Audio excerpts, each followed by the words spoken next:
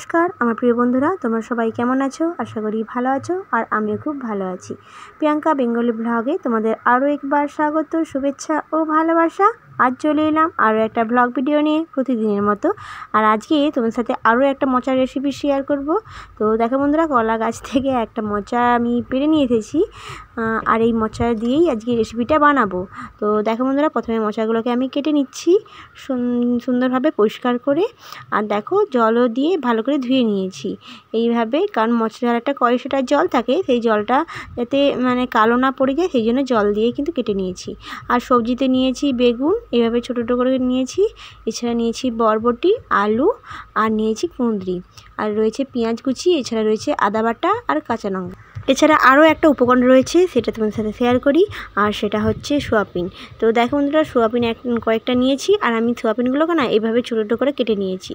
এবারে তোমাদের সাথে মশলাটা শেয়ার করি কি মশলা আমি এখানে দিয়েছি গোটা জিরে, আর গোটা জিরেটা নিয়ে আমি প্রথমে ভেজে নিচ্ছি। আর গোটা জিরের সঙ্গে দিয়েছি এক কুচা দারুচিনি, এছাড়া রয়েছে একটা এলাচ।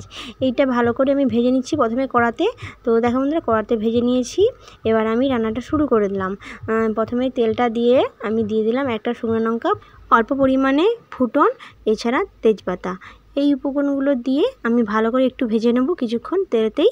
তো দেখো বন্ধুরা, একটু ভাজা হয়ে যেতে তারপরে আমি দিয়ে দেবো সোয়াবিনগুলো। আর সোয়াবিনগুলোর জলগুলো কিন্তু আমি ছেঁকে নিয়েছি সুন্দরভাবে। তো দেখো বন্ধুরা, সোয়াবিনগুলো আমি সব দিয়ে দিলাম। প্রথমে কিন্তু সোয়াবিনগুলোকে আমি ভালো করে ভেজে নেব। আর সোয়াবিন কিন্তু একটু ভাজা কম হলে কিন্তু খুব একটা ভালো লাগে না, তাই একটু বেশি করেই আমি কড়া করে ভাজবো সোয়াবিনগুলোকে। তো দেখো বন্ধুরা, সোয়াবিনগুলো ভালো করে ভাজা হতে তারপরে আমি দিয়ে দিলাম কাঁচা পেঁয়াজ, কুচনো পেঁয়াজগুলো, আর দিয়ে দিলাম কাঁচা লঙ্কা।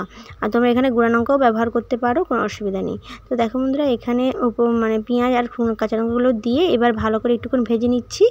আর একটু দেখো হালকা ভাজা হয়ে যেতে আমি দিয়ে দিলাম সবজিগুলো তোমাদের সাথে শেয়ার করেছি প্রথমে কী কী সবজি আমি ব্যবহার করেছি এখানে। তো এখানে দিয়েছি বেগুন, বরবটি, কুঁদরি, এছাড়া রয়েছে আলু। এই উপকরণ সবজিগুলো দিয়ে এবার আমি কিছুক্ষণ নাড়াচাড়া করে নিচ্ছি। তো দেখো বন্ধুরা, এবার নাড়াচাড়া করার পর এবার আমি দিয়ে দিচ্ছি আদাটা। আর এবার আদাটার সঙ্গে কিন্তু এই সবজিগুলো ভালোভাবে আরও কিছুক্ষণ মিশিয়ে নেব। তো দেখো বন্ধুরা, ভালোভাবে কিছুক্ষণ মিশিয়ে নিয়েছি। এবার দিয়ে দেবো মোচা, কেটে রাখা মোচাটা আমি ছেঁকে ভালো করে পরিষ্কার করে সেটাকে দিয়ে দিলাম কড়াতে। এবার মোচাটা দেওয়ার পরে একটু নেড়ে নেব। এবার আমি দিয়ে দেবো নুন এবং পরিমাণ মতো হলুদ গুঁড়ো। তো দেখো বন্ধুরা, পরিমাণ মতো নুন এবং হলুদ গুঁড়ো আমি দিয়ে দিলাম এক একে করে। তো উপকরণগুলো দেওয়া হয়ে গিয়েছে। এবার আমি আরও কিছুক্ষণ নেড়ে নেব কড়াতে সবজিগুলোকে। দেখো বন্ধুরা, কিছুক্ষণ নেড়ে নিয়েছি, আর দেখো কালারটা কিন্তু অনেকটা চলে এসেছে। আর কিছুক্ষণ নাড়াচাড়া করার পর এবার কিন্তু সুন্দরভাবে সবজিগুলো অনেকটা হয়ে গিয়েছে। এবার আমি পরিমাণ মতো জলটা দিয়ে দিচ্ছি সেদ্ধ করার মতো। তো দেখো বন্ধুরা, ভালো করে একটু সেদ্ধ করার মতো আমি পরিমাণ মতো একটু জলটা বেশি করে দিয়েছি, কারণ সবজিগুলো একটু সেদ্ধ হবে। একটু নাড়াচাড়া করে নিচ্ছি। তো দেখো বন্ধুরা, এবার অনেক হয়ে গিয়েছে। এবার আমি কিছুক্ষণ চাপা দিয়ে দেবো সবজিগুলোকে, যাতে খুব জলদি সেদ্ধ হয়ে যায়।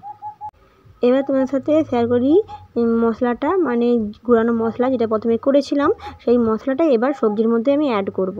তো দেখো বন্ধুরা, কিছুক্ষণ তরকারিটা ফুটিয়ে যেতে তারপরে আমি ঢাকনাটা তুলে নিয়েছি। এবার আমি গুঁড়ানো মশলাটা আমি দিয়ে দেবো এই সবজির মধ্যে। তো দেখো বন্ধুরা, এখানে গুঁড়ানো মশলাটা তোমাদের সাথে প্রথমেই শেয়ার করেছি কী কী মশলা আমি এখানে দিয়েছি গুঁড়িয়েছি।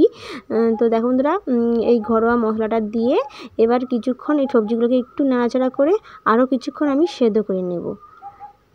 তো দেখো বন্ধুরা, একটু নেড়ে চেড়ে নিচ্ছি এভাবে মশলাটার সঙ্গে সবজিগুলোকে।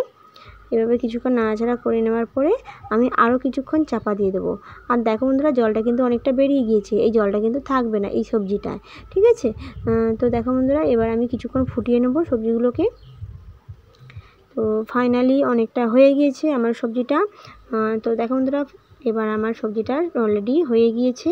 আর দেখো জলটা সুন্দরভাবে মারা গিয়েছে, আর জলটা কিন্তু অতটা নেই, সুন্দরভাবে শুকিয়ে গিয়েছে। আর সোয়াবিনে কিন্তু জলটা অনেকটা টানে, তাই সেক্ষেত্রে খুব জলদি কিন্তু এই রেসিপিটা কমপ্লিট হয়ে যায়। তো দেখো বন্ধুরা, অলরেডি সুন্দরভাবে কমপ্লিট। এইভাবে রেসিপিটি রান্না করলে অবশ্যই খুবই ভালো লাগে খেতে এই মোচার রেসিপিটি। তাই তোমরা অবশ্যই এই রেসিপিটি একবার বানিও আর খেয়ে কমেন্টে জানিও কেমন লেগেছে আজকের এই রেসিপিটি। যদি ভালো লাগে তোমাদের কাছে এই রেসিপিটি, তাহলে অবশ্যই লাইক আর সাবস্ক্রাইব করে দিও, আর শেয়ার করতে ভুলো না কিন্তু বন্ধুরা। ধন্যবাদ বন্ধুরা, এতক্ষণ ভিডিওটি দেখার জন্য অসংখ্য অসংখ্য ধন্যবাদ। আজকের মতো এখানেই, আবার দেখা হবে পরবর্তী একটা ব্লগ ভিডিওতে। ততক্ষণ আপনারা সুস্থ থাকবেন, সুন্দর থাকবেন, খুব ভালো থাকবেন। অসংখ্য অসংখ্য ধন্যবাদ এতক্ষণ ভিডিওটি দেখার জন্য।